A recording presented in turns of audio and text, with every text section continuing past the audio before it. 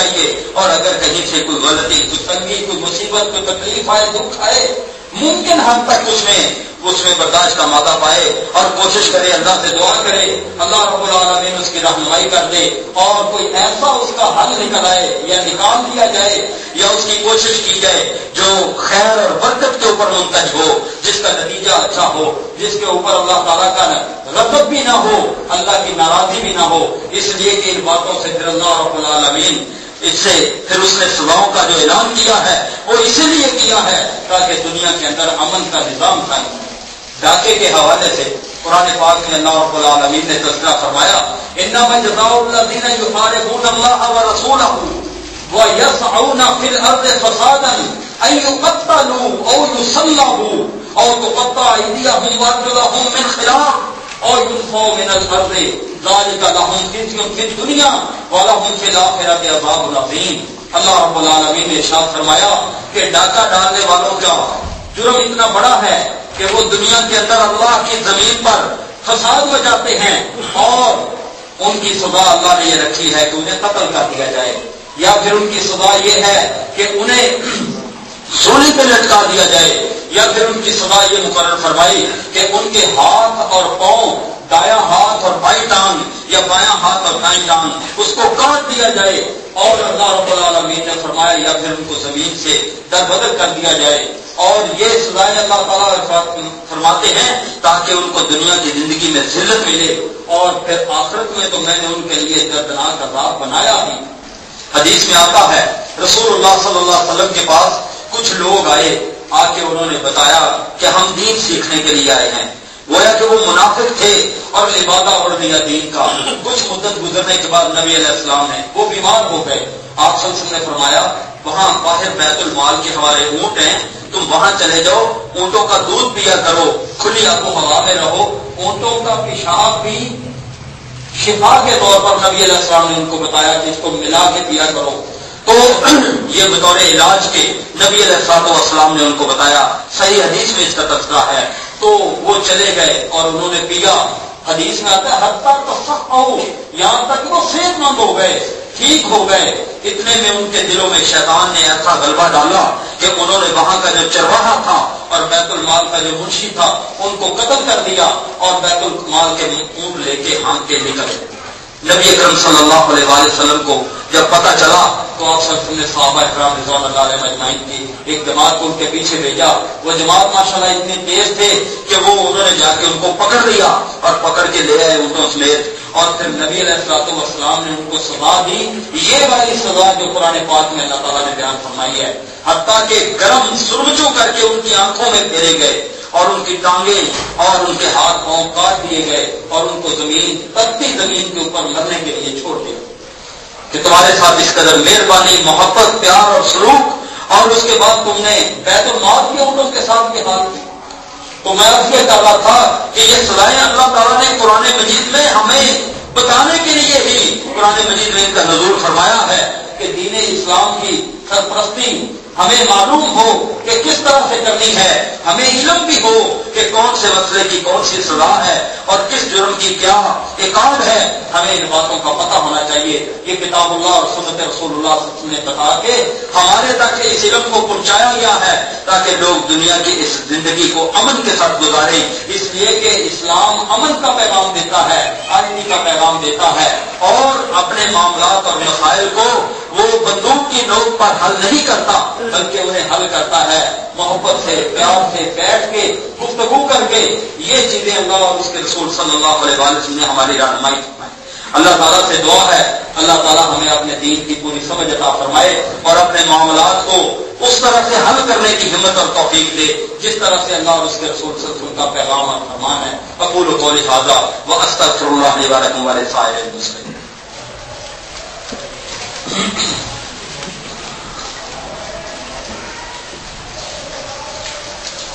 الحمد للہ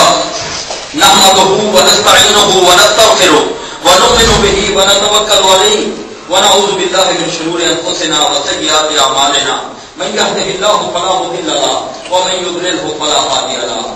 واشهد ان لا اله الا الله وحده لا شريك له واشهد ان محمدا عبده ورسوله. اب اسی مسئلے پر رسول اللہ صلی اللہ علیہ وسلم کی چند احادیث ہیں جو میں آپ کے گوش گزار کرتا ہوں تاکہ ان باتوں پر ہمارا علم مکمل ہو، ہمیں معلومات ہوں کتاب اللہ اس بارے میں کیا کہتی ہے اور رسول اللہ صلی اللہ علیہ وسلم کے فرامین ہمارے لیے کیا ہیں. حدیث میں آتا ہے جو ابن ماجہ اور جامع ترمذی میں موجود ہے،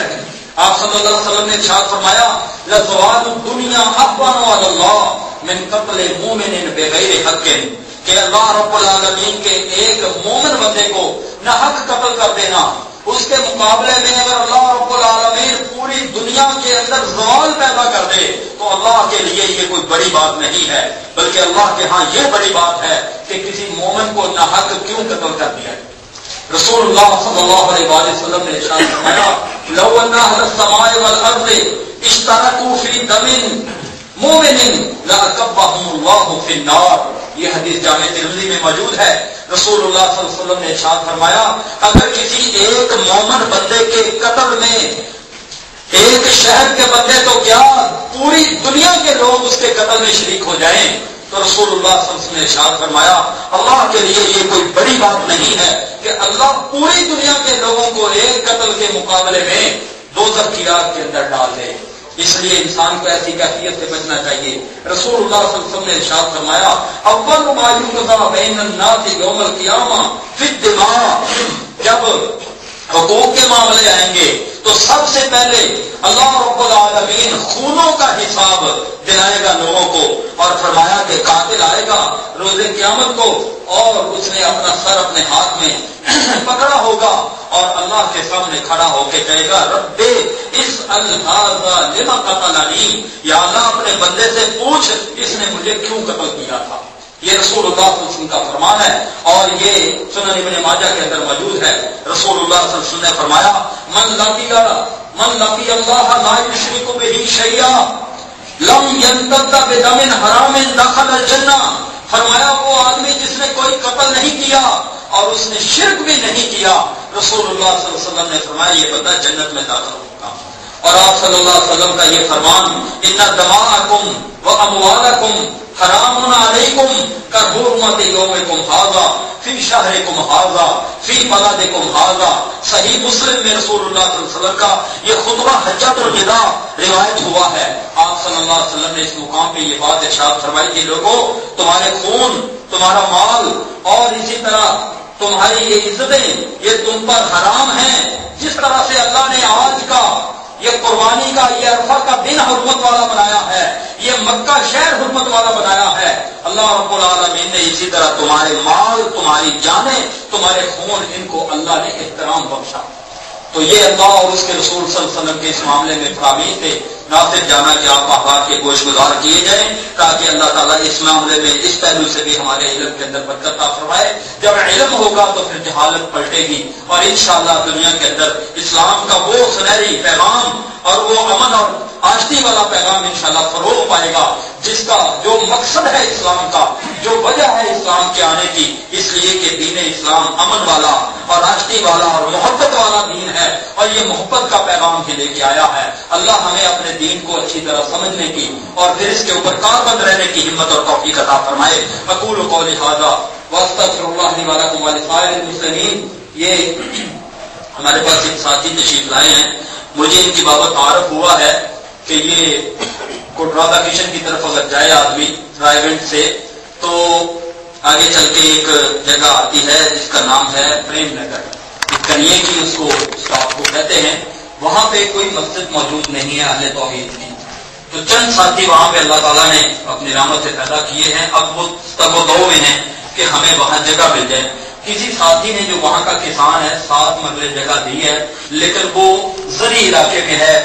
جو رہائشی علاقہ اس سے دور ہے، تو وہ اسے فروخت بھی کریں تو کچھ زمین زیادہ نہیں آتی ان کے رہائشی علاقے میں. تو میں تو یہ سمجھتا ہوں کہ ان کے ساتھ اچھا تعاون کیا جائے اور بلکہ یہ کہ ان کی جگہ دے کے جہاں یہ لینا چاہتے ہیں اگر ممکن حد تک ان کا زیادہ سے زیادہ تعاون کر سکتا ہو تو ان کے ساتھ کیا جائے. اور یہ ایک بڑے اچھے موقع کی بات ہے کہ جس جگہ پہ اللہ کا گھر اہل توحید کے لیے مسجد بن جائے گی وہ تو سمجھنے کہ قیامت تک کے لیے اجر و ثواب کا اور انشاءاللہ انسان کی ماں باپ الموت تک کے لیے بھی انسان کے اجر و ثواب کا باعث. اللہ تعالیٰ ہم سب کو جزائے خیر عطا فرمائے اور نیکی کی راہوں کو اپنانے کی ہمت دے. اقول قولی ھذا واستغفر اللہ لی ولکم ولسائر المسلمین. سبحان ربک رب العزۃ عما یصفون وسلام علی المرسلین والحمد للہ رب العالمین.